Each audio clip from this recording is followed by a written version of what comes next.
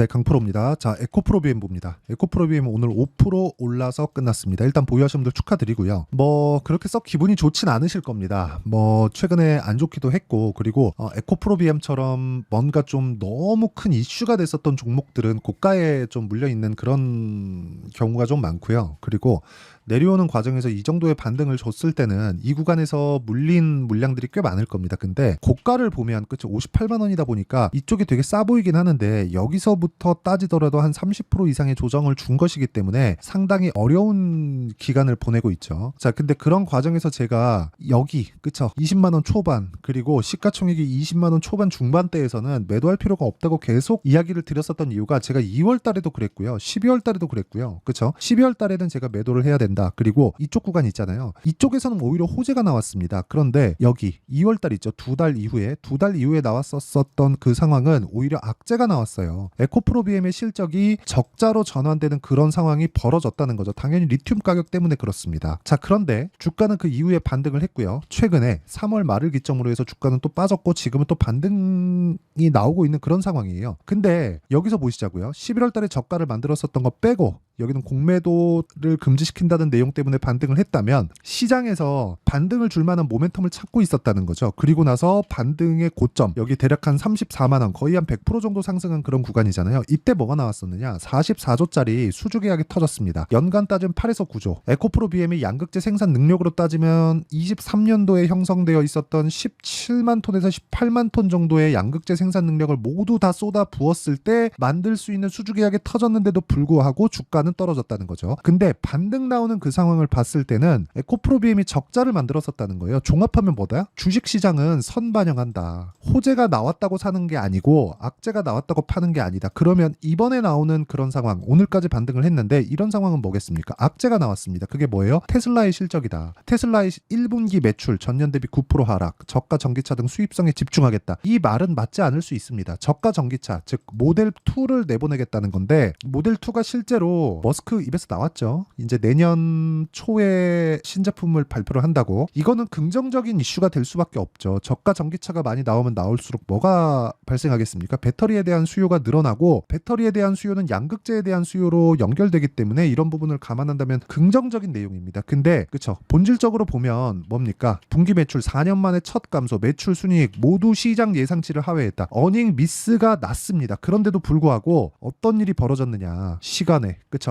실적이 안 좋았는데도 불구하고 시간에서 10% 이상 상승하는 그런 상황을 만들어냈습니다. 자, 실제 어떤 움직임이 나왔는지 그 내용 한번 볼게요. 여기 보시면 명확하게 나오는 그런 부분인데, 자, 여기 보시면 테슬라 있죠? 13% 올랐습니다. 시간에서 실적 발표하고 나서. 근데 실적이 안 좋았단 말이에요. 그런데 올랐다고요. 2월 달에 에코프로 BM의 움직임하고 같습니다. 그러면 에코프로 BM이 추가적으로 나빠질 수 있는 상황은 더 이상 나오지 않는다는 것을 테슬라가 보여준 거예요. 그러면 저가 전기차가 나온다. 그러면 추가적으로 양극재 수요가 더 필요해질 수밖에 없다. 이런 부분을 어디서 반영한다? 선반영했다. 이미 다 반영을 했다. 그럼 여기서 만약에 추가적으로 하락하는 상황이 나오려면 어떤 상황이 나와야 됩니까? 전기차 시대가 안 나와야 돼요. 근데 전기차 시대는 왜 오죠? 환경 문제 때문에 그렇죠. 환경 문제는 공감대를 형성하기 쉽고 그렇기 때문에 정부 정책상 밀고 있는 그런 사업입니다. 그리고 이거는 없어질 수가 없어요. 트럼프가 된다고 해서 지금 진행하고 있는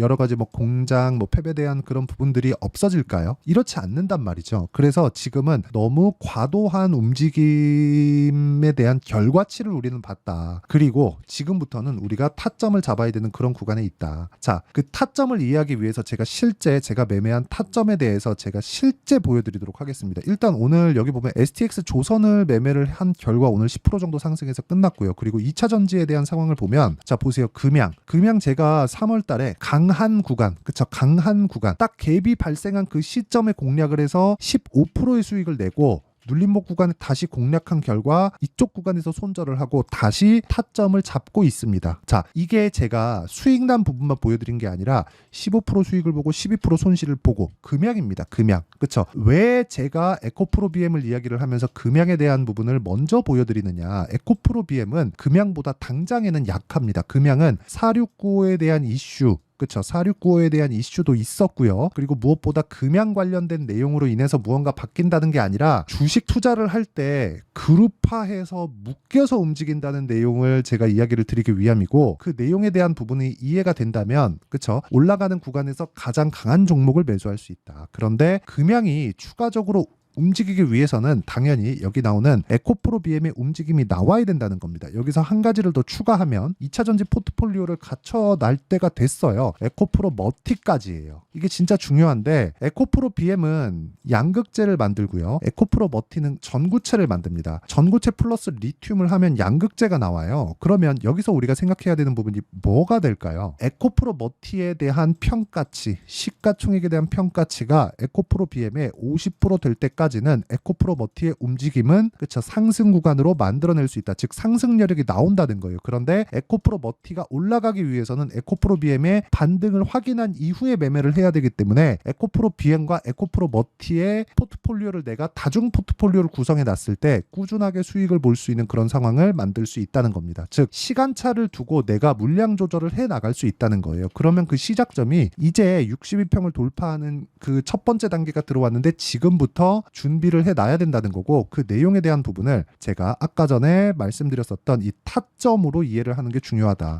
이 타점에 대한 부분이 그렇게 중요하다는 거고, 이 선반영, 그렇죠? 타점은 가격이 먼저 움직이는 주식시장의 특성을 이용한 것이고, 가격이 먼저 움직이는 구간에서 선반영 한다는 것이기 때문에 그 선반영에 대한 부분 있잖아요. 그 선반영에 대한 부분을 오늘 테슬라의 실적으로 보여줬다. 그러면 이 내용, 그쵸? 선반영에 대한 부분을 이용해서 발생되는 타점을 제가 여기 소통방에서 모두 공유를 하고 있고요. 아까 전에 제가 말씀드렸죠. 조선주, 삼성중공업, STX중공업, 정확하게 오늘 STX중공업을 매매한 결과 어떻게 됐습니까? 10% 정도의 수익 구간. 그리고 삼성중공업은 보합권에서 끝났지만 계속해서 조선주를 밀고 있다. 그런 과정에서 조선주 다음은 2차전지, 그쵸? 아까 전에 금양 매매한 거 보셨죠? 금양과 에코프로 BM, 그리고 에코프로 머티로 이어지는 2차전지 포트폴리오를 구성할 예정 입니다. 이 구간에서 중요한 건 타점에 대한 이해가 필요하고, 그 타점에 대한 이해는 제가 여기 소통방에서 공유를 하도록 하겠습니다. 그래서 구독과 좋아요 눌러주시고요. 상단에 있는 전화번호로 구독 또는 10억이라고 문자 보내주시는 분들에 한해서만 제가 소통방 입장 링크를 순차적으로 공유를 해드리도록 하겠습니다. 자, 그러면 제가 왜 이런 매매를 하는지 명확하게 이해가 됐죠. 올라가는 과정에서 주식은 주도주가 발생을 하는 첫 번째 단계에 있고, 그 기준치가 신고가 구간이라는 거고요. 그 신고가에 대한 부분을 지금 상황에서 대입하면 뭐예요? 첫 번째 단계 62평을 돌파하는 그런 구간에 왔다. 여기서부터 타점을 잡게 되면 정작 신고가 이후에 나오는 눌림목 구간에서부터 수익이 발생하기 때문에 지금부터 준비해 놓으면 2차 전지에 대한, 내가 물려 있다면 단가를 낮출 수 있는 상황을 만들 수 있고요. 그리고 내가 신규를 고려하고 있다면 효율을 높이는, 보유 기간을 대폭 줄이면서 효율을 높이는 구간을 만들 수 있다. 그리고 이런 타점, 이걸 모두 다 이해하려면 타점에 대한, 가격이 먼저 반영하는 주식시장의 특성을 이해를 해야 되는데, 그게 타점에 대한 부분이고, 그 내용에 대한 부분을 여기 소통방에서 진행하고 있으니까 구독과 좋아요, 그렇죠? 구독과 좋아요 눌러주시고요. 상단에 있는 전화번호로 구독 또는 10억이라고 문자 보내주시면 제가 소통방 입장 링크를 순차적으로 공유를 해드리도록 하겠습니다. 자, 그러면 에코프로 BM은 지금은 왜 오를까요? 더 이상 나빠질 게 없기 때문입니다. 여기서 추가적으로 빠지려면 전기차 시대가 아예 그냥 끝나야 돼요. 근데 그럴 수는 없습니다. 없어요. 이건 정부 정책상 진행이 되고 있고, 이미 진행된 지가 10년이 넘었고 이제 개화 시기에 접어들었는데, 개화 시기에 접어들면서 기대감이 너무 증폭돼 있었고, 그런 가격에 대한 부분이 너무 많이 올라갔었기 때문에 발생했었던 조정이고요. 그 조정도 이제는 끝났고 실적이 꺾이면서 반등을 하는 상황을 에코프로 BM도 만들었고 테슬라도 만들었기 때문에, 이런 부분을 감안한다면 지금부터는 주식시장의 원리를 이해하고 내가 타점을 잡는 게 중요하다. 그래서 그 원리에 대한 부분을 여기 에코프로 BM의 가격 그리고 단기 보유 전략으로 제가 내용 준비를 해왔고, 요즘에 시장이 너무 어렵기 때문에 에코프로 BM의 실시간 타점을 제가 문자로 공유를 해드리도록 할 테니까 구독과 좋아요 눌러주시고요. 상단에 있는 전화번호로 BM, BM이라고 문자 보내주시는 분들에 한해서만 제가 에코프로 BM의 가격과 단기 보유 전략 그리고 실시간 타점을 공유해 드리도록 하겠습니다. 내용 정리하면 그렇습니다. 에코프로 BM이 지금 반등을 한 건 테슬라의 영향이 있지만, 테슬라에 대한 부분은 이미 실적이 좋지 않을 걸 우린 알고 있었다. 그걸 어디서 봤어요?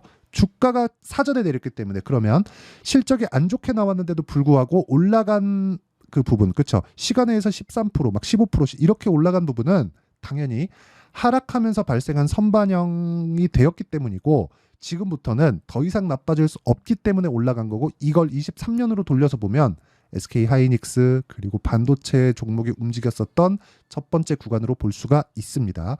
이런 구간을 이용했을 때 내가 어떻게 매매를 하고 어느 정도 결과를 낼 수 있는지 그 내용을 제가 다 보여드리도록 할 테니까 영상 끝까지 시청하시고요. 모든 분들이 성공 투자하셨으면 참 좋겠습니다. 자, 24년도가 돼도 여전히 시장은 녹록지 못합니다. 이런 상황이 벌어지는 건 어쩔 수 없습니다. 이런 상황에서도 수익이 나는 종목들의 구조는 변하지 않습니다. 즉 대시세 종목에 대한 구조는 변하지 않는다는 거고 실제 제가 소통방에서 지속적으로 이야기를 드리고 있는 내용도 대시세 종목이나 시장 주도주를 공략하는 건 철저하게 가격 분석을 하라고 이야기를 드리고 가격 분석 이후에는 이슈에 대한 파악 그리고 이슈를 파악하고 나서는 다시 내가 얼마에 매수할지 그 타점에 대한 부분을 지속적으로 언급을 하고 있습니다.